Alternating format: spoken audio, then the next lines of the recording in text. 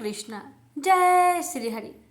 आप सभी भक्तों पर लक्ष्मीपति विष्णु भगवान की कृपा सदा सर्वदा बनी रहे।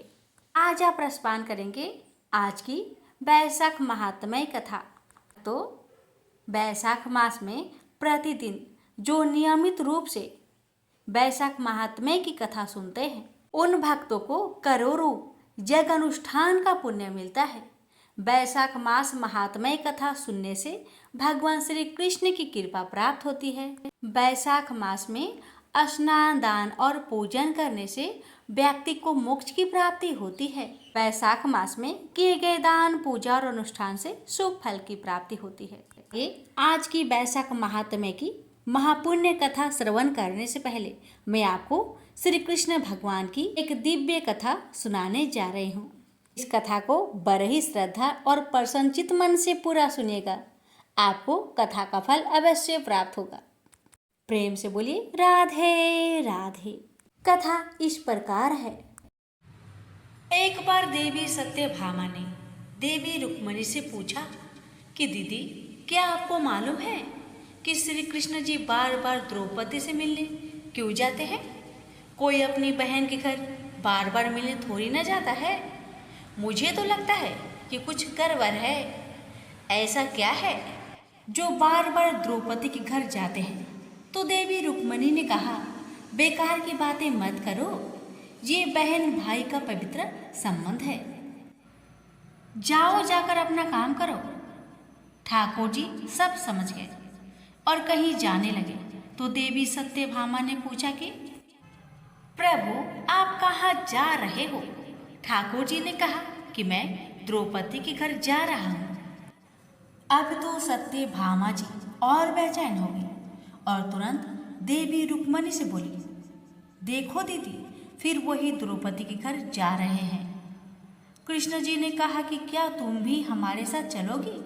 तो सत्यभामा जी फौरन तैयार हो गई और देवी रुक्मिणी से बोली कि दीदी, आप भी मेरे साथ चलो और द्रौपदी को ऐसा मजा चखा के आएंगे कि वो जीवन भर याद रखेगी। देवी रुक्मिणी भी तैयार हो गई। जब दोनों देवियां द्रौपदी के घर पहुंची तो देखा कि द्रौपदी अपने केस संवार रही थी। जब द्रौपदी केस संवार रही थी तो भगवान श्री कृष्ण ने पूछा, द्रौपदी क्या कर रही हो? तो द्रौपदी बोली, भैया केस संवार के अभी आई। तो भगवान बोले, तुम काहे को केस संवार रही हो? तुम्हारी तो दो दो भाभी आई है, ये तुम्हारे केस संवारेंगी। फिर कृष्ण जी ने देवी सत्यभामा से कहा कि तुम जाओ और द्रौपदी के सिर में तेल लगाओ और देवी रुक्मिणी तुम जाकर द्रौपदी की चोटी करो। सत्यभामा जी ने रुक्मिणी जी से कहा, बड़ा अच्छा मौका मिला है, ऐसा तेल लगाऊंगी कि इसकी खोपड़ी के एक एक बाल तोड़ के रख दूंगी।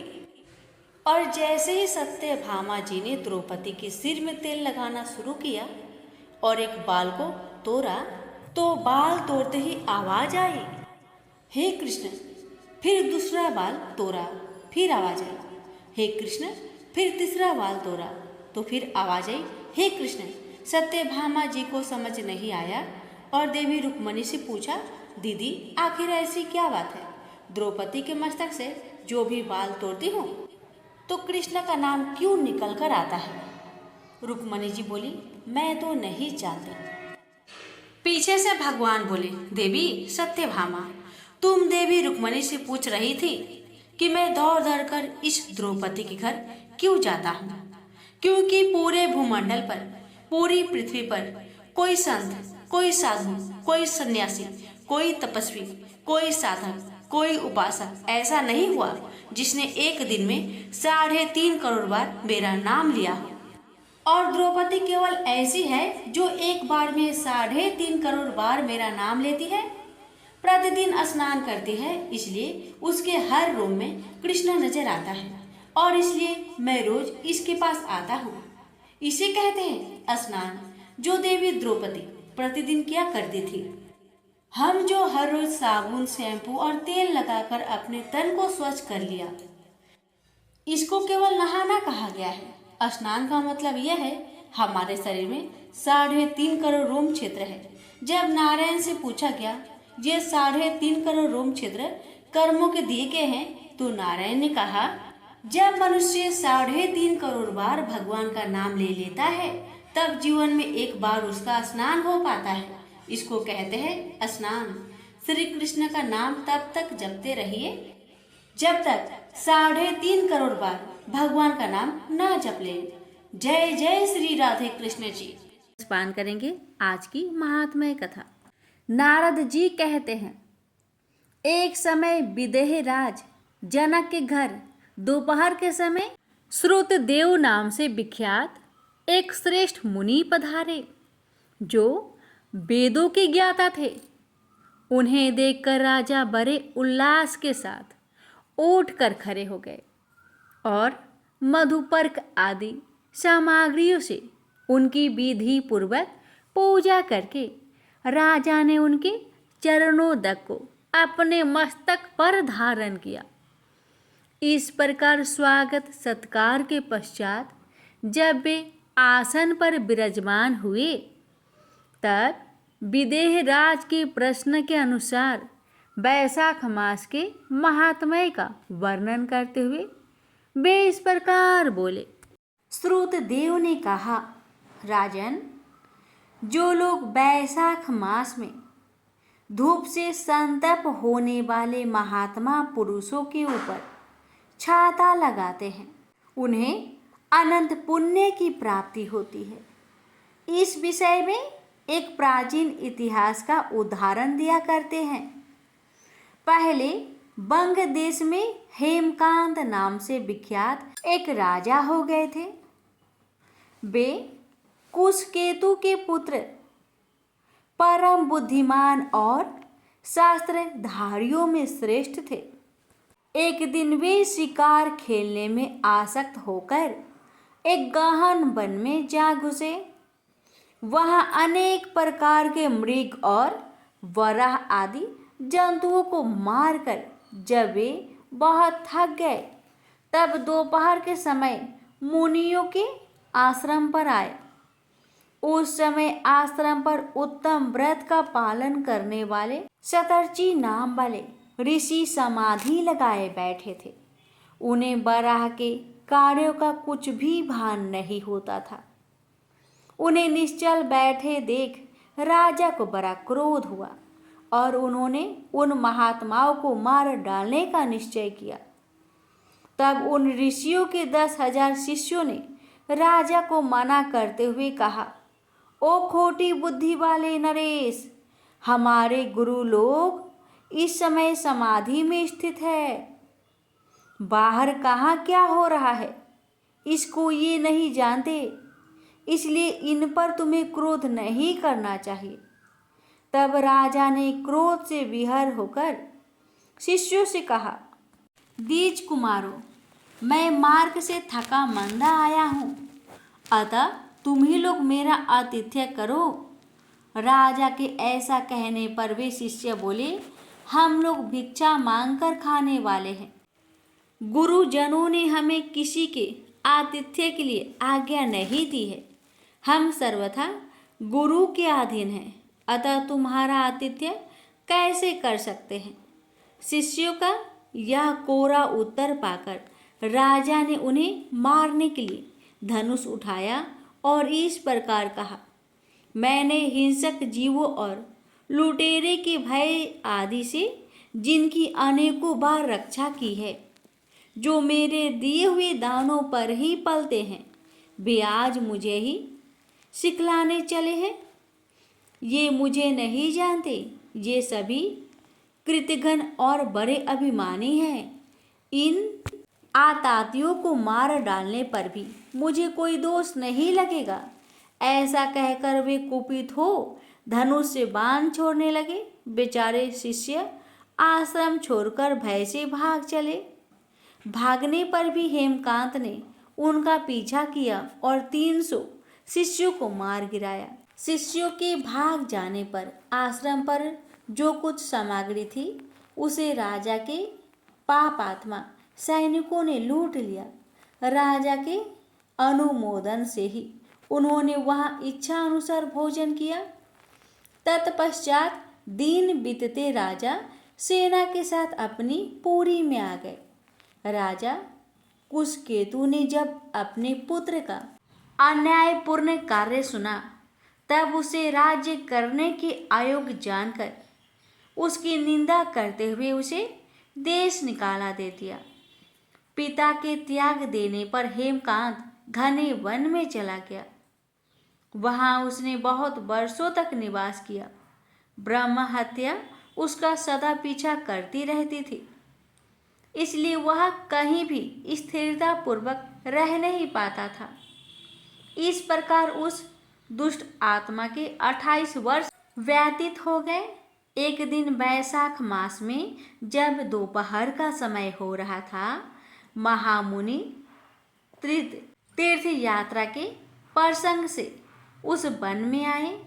वे धूप से अत्यंत संतप्त और तृष्णा से बहुत पीड़ित थे, इसलिए किसी वृक्षहीन प्रदेश में मूर्छित होकर गिर पड़े। देवयोग से हेमकांत उधर आ निकला। उसने मुनि को प्यास से पीड़ित, मूर्छित और थका मंदा देखकर उन पर बड़ा दया की। उसने पालस के पत्ते से छत्र बनाकर उनके ऊपर आती हुई धूप का निवारण किया। वह स्वयं मुनि के मस्तक पर छाता लगाए खड़ा हुआ और तुम्बी में रखा हुआ जल उनके मुख में डाला। इस उपचार से मुनि को चेत हो आया और उन्होंने क्षत्रियों के दिए हुए पत्ते के छातों को लेकर अपनी व्याकुलता दूर की। उनकी इंद्रियों में कुछ शक्ति आई और वो धीरे धीरे किसी गांव में पहुंच गए। उस पुण्य के प्रभाव से हेमकांत की 300 ब्रह्म हत्याएं नष्ट हो गई। इस समय यमराज के दूत हेमकांत को लेने के लिए वन में आए। उन्होंने उसके प्राण लेने के लिए संग्रहणी रोग पैदा किया। उस समय प्राण छूटने की पीड़ा से छटपटाते हुए हेमकांत 3 अत्यंत भयंकर यमदूतों को देखा, जिनकी बाल ऊपर की ओर उठे हुए थे। उस समय अपने कर्मों को याद करके वह चुप हो गया। छत्रदान के प्रभाव से उसको भगवान विष्णु का स्मरण हुआ। उसके स्मरण करने पर भगवान महाविष्णु ने विश्वक सेन से कहा, तुम शीघ्र जाओ, यमदूतों को रोको, हेमकांत की रक्षा करो। अब वह निष्पाप एवं मेरा भक्त हो गया है। उसे नगर में ले जाओ, उसके पिता को सौंप दो। साथ ही मेरे कहने से कुशकेतु को ये समझाओ कि तुम्हारा पुत्र अपराधी होने पर भी वैशाख मास में छत्र दान करके एक मुनि की रक्षा की है, अतः वह पाप रहित हो गया है। इस पुण्य के प्रभाव से वह मन और इंद्रियों को अपने बस में रखने वाला दीर्घ आयु, शूरता और उदारता आदि गुणों से युक्त तथा तुम्हारे समान गुणवान हो गया है। इसलिए अपने इस महाबली पुत्र को तुम राज्य का भार संभालने के लिए नियुक्त करो। भगवान विष्णु ने तुम्हें ऐसी ही आज्ञा दी है। इस प्रकार राजा को आदेश देकर हेमकांत को उनके अधीन करके यहाँ लौट आओ। भगवान विष्णु का यह आदेश पाकर महाबली विश्वक्सेन ने हेमकांत के पास आकर यमदूत को रोका और अपने कल्याणमयी हाथों से उसके सब अंगों में स्पर्श किया। भागवत भक्त के स्पर्श हेमकांत की सारी व्याधि क्षण भर में दूर हो गई। तदंतर विश्वक्सेन उसके साथ राजा की पुरी में गए। उन्हें देखकर महाराज कुशकेतु ने आश्चर्ययुक्त हो भक्ति पूर्वक मस्तक झुकाकर पृथ्वी पर साष्टांग प्रणाम किया और भगवान के पार्षद का अपने घर में प्रवेश कराया। वहाँ नाना प्रकार के स्रोतों से उनकी स्तुति की तथा वैभव से उनका पूजन किया। तत्पश्चात महाबली विश्वक्सेन ने अत्यंत प्रसन्न होकर राजा को हेमकांत के विषय में भगवान विष्णु ने जो संदेश दिया था वह सब कह सुनाया। उसे सुनकर कुशकेतु ने पुत्र को राज्य पर बैठा दिया और स्वयं विश्वक्सेन की आज्ञा लेकर उन्होंने पत्नी सहित वन को प्रस्थान किया।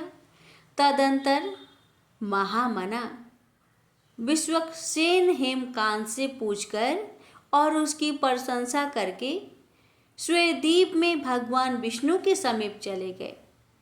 तब से राजा हेमकांत वैशाख मास में बताए हुए भगवान की प्रसन्नता को बढ़ाने वाले शुभ धर्मों का प्रतिवर्ष पालन करने लगे।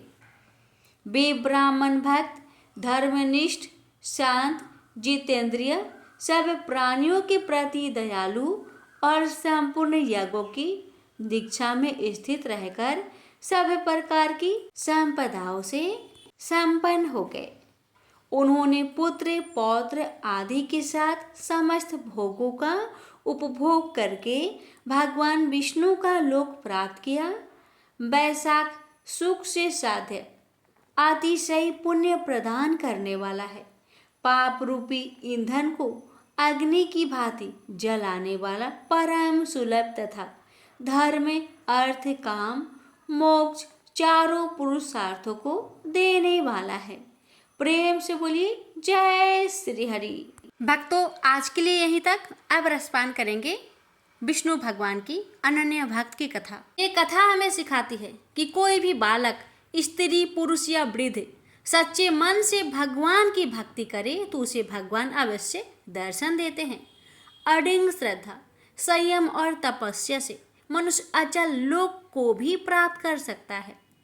वैशाख मास में इस कथा के श्रवण करने से मन, कर्म और वचन शुद्ध होते हैं और ईश्वर की कृपा सहज मिलती है। आइए भक्तों, श्री हरि विष्णु भगवान के कमल चरणों का ध्यान करते हुए उनकी इस दिव्य कथा का रसपान करते हैं। हे भगवान, जो भी भक्त सच्चे मन से इस पावन कथा को पूरा सुने उस पर अपनी कृपा सदा सर्वदा बनाए रखे। जय श्री हरि।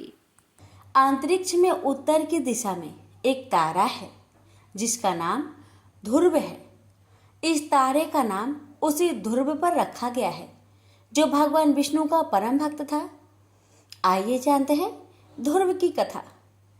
स्वयंभू मनु और उनकी धर्मपत्नी शतरूपा के पुत्र उत्तानपाद मनु के बाद सिंहासन पर विराजमान हुए। उत्तानपाद अपने पिता मनु के समान ही न्यायप्रिय और प्रजापालक थे। उत्तानपाद की 2 रानियां थीं। बड़ी रानी का नाम सुनीति और छोटी का नाम सुरुचि था। सुनीति को एक पुत्र ध्रुव और सुरुचि को भी एक पुत्र था जिसका नाम उत्तम था। ध्रुव बड़ा होने के कारण राजगद्दी का स्वाभाविक उत्तराधिकारी था, पर सुरुचि अपने पुत्र उत्तम को पिता के बाद राजा बनते देखना चाहती थी। इस कारण वो ध्रुव और उसकी माँ सुनीति से ईर्ष्या करने लगी और धीरे धीरे उत्तानपाद को अपने मोह माया के जाल में बांधने लगी। इस प्रकार सुरुचि ने ध्रुव और सुनीति को उत्तानपाद से दूर कर दिया। उत्तानपाद भी सुरुचि के रूप पर मोहित होकर अपने पारिवारिक कर्तव्य से विमुख हो गए और सुनीति की अपेक्षा करने लगे। एक दिन बालक ध्रुव पिता से मिलने की जिद करने लगा।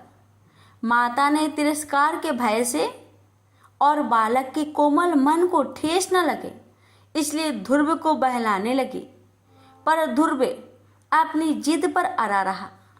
अंत में माता ने हार कर उसे पिता के पास जाने की आज्ञा दे दी। जब ध्रुव पिता के पास पहुंचा तो देखा कि उसके पिता राज सिंहासन पर बैठे हैं और वही पास में उसकी विमाता सुरुचि भी बैठी है। अपने भाई उत्तम को पिता की गोद में बैठा देखकर ध्रुव की इच्छा भी पिता की गोद में बैठने की हुई, पर उत्तानपाद ने अपनी प्रिय पत्नी सुरुचि के सामने गोद में चढ़ाने को लालायित प्रेम बस आए हुए अपने पुत्र का आदर नहीं किया। अपनी सौत के पुत्र ध्रुव को पिता की गोद में चढ़ने को उत्सुक देखकर सुरुचि को क्रोध आ गया और कहा, अरे लल्ला, बिना मेरे पेट से जन्म लिए किसी अन्य स्त्री का पुत्र होकर तू क्यों इतनी बड़ी इच्छा करता है? तू अज्ञानी है, इसलिए ऐसी अलभ्य वस्तु की इच्छा करता है। चक्रवर्ती राजाओं के बैठने के लिए बना यह राज सिंहासन तो सिर्फ मेरे पुत्र उत्तम के ही युग है। तू इस व्यर्थ की इच्छा को अपने मन से निकाल दे। अपनी भी माता का ऐसा कथन सुनकर ध्रुव कोपित होकर पिता को छोड़कर अपने माता के महल को चल दिया। उस समय क्रोध से ध्रुव के होठ कांप रहे थे और वो जोरों से सिसकियां ले रहा था। अपने पुत्र को इस प्रकार अत्यंत क्रोधित और खिन्न देखकर सुनीति ने ध्रुव को प्रेम पूर्वक अपनी गोद में बैठाकर पूछा, बेटा, तेरे क्रोध का क्या कारण है? किसने तेरा निरादर करके तेरे पिता का अपमान करने का साहस किया है? ये सुनकर ध्रुव ने अपनी माता को रोते हुए वह सब बात बताई जो उसकी भी माता ने पिता के सामने कही थी। अपने पुत्र से सारी बात सुनकर सुनीति अत्यंत दुखी होकर बोली, बेटा, सुरुचि ने ठीक कहा है। तू अवश्य ही मंद भाग्य है जो मेरे गर्भ से जन्म लिया। पुण्यवानों से उसकी विपक्षी भी ऐसी बात नहीं कह सकती। पूर्व जन्म में तूने जो कुछ भी किया है उसे कौन दूर कर सकता है, और जो नहीं किया है उसे तुझे कौन दिला सकता है। इसलिए तुझे अपनी भी माता के बातों को भूल जाना चाहिए। हे वत्स, पुण्यवानों को ही राजवैद, घोड़े, हाथी आदि प्राप्त होते हैं।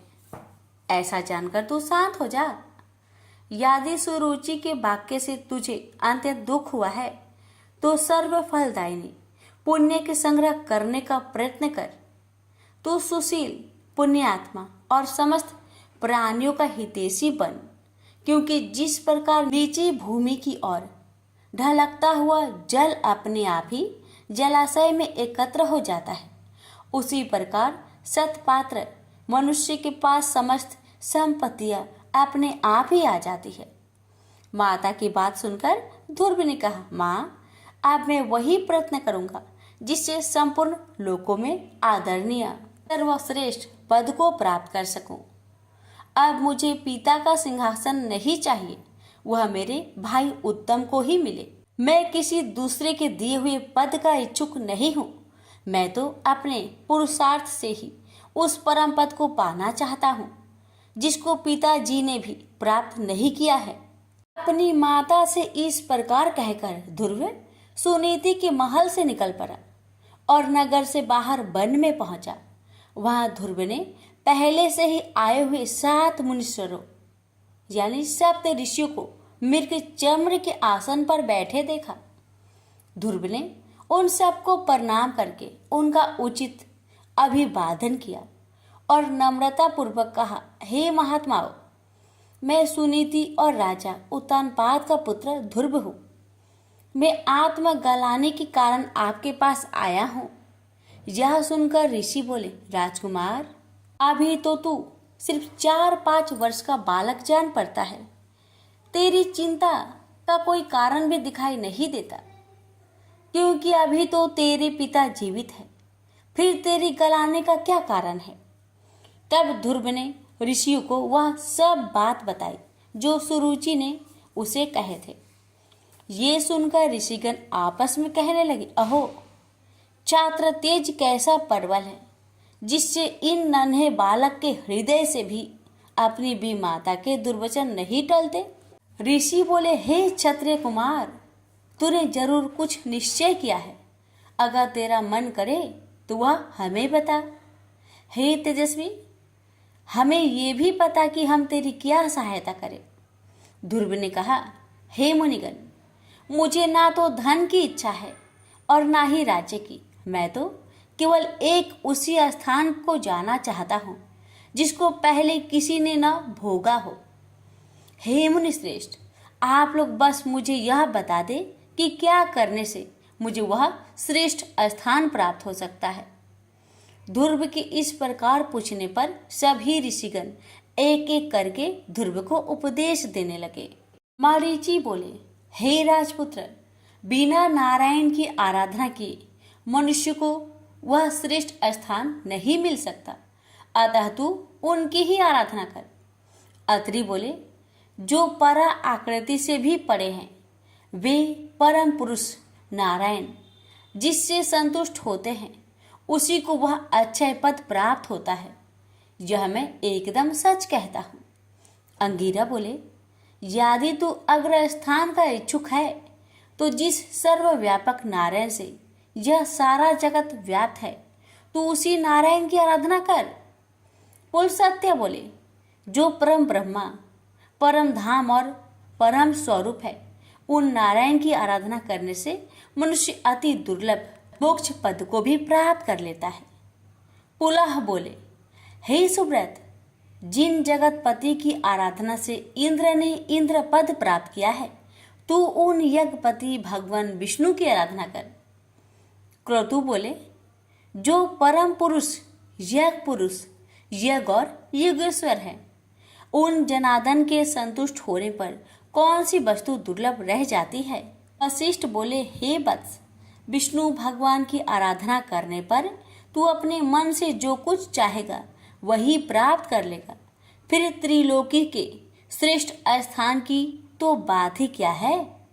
ध्रुव ने कहा, हे महर्षिगण, आप लोगों ने मुझे आराध्य देव तो बता दिया, आप कृपा करके मुझे ये भी बता दीजिए कि मैं किस प्रकार उनकी आराधना करूं। ऋषिगण बोले, हे राजकुमार, तू समस्त ब्रह्मा विषयों से चित्त को हटाकर उस एकमात्र नारायण में अपने मन को लगा दे और एकाग्रचित होकर ओम नमो भगवते वासुदेवाय इस मंत्र का निरंतर जाप करते हुए उनको प्रसन्न कर।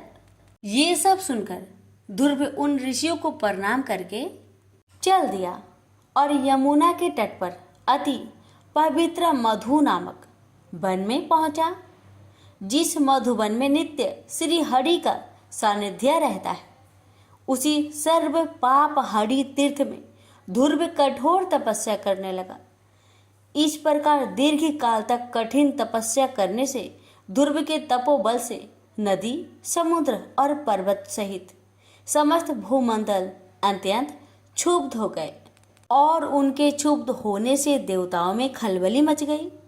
तब देवताओं ने अत्यंत व्याकुल होकर इंद्र के साथ परामर्श करके ध्रुव का ध्यान भंग करने का आयोजन किया।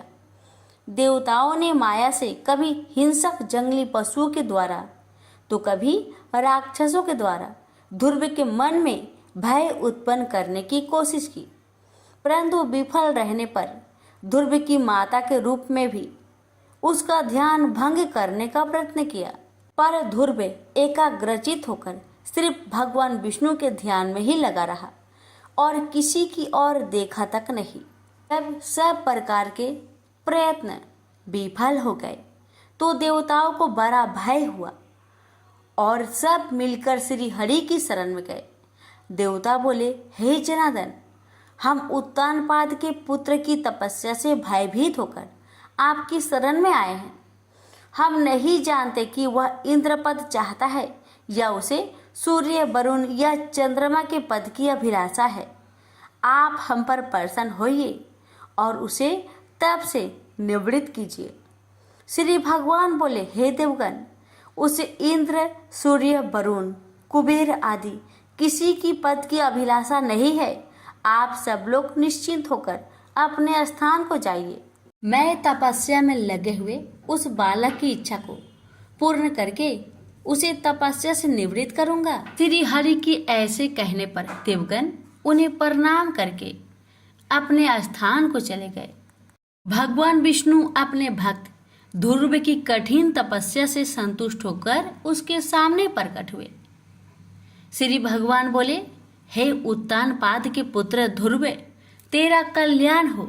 मैं तेरी तपस्या से प्रसन्न होकर तुझे वर देने के लिए प्रकट हुआ हूँ। मैं तुझसे अति संतुष्ट हूँ। अब तू अपनी इच्छा अनुसार वर मांग। भगवान विष्णु के ऐसे वचन सुनकर बालक ध्रुव ने आंखें खोली। ध्यान अवस्था में देखे हुए भगवान को शंख चक्र गदा और पद्म धारण किए हुए साक्षात अपने सामने खड़ा देखा।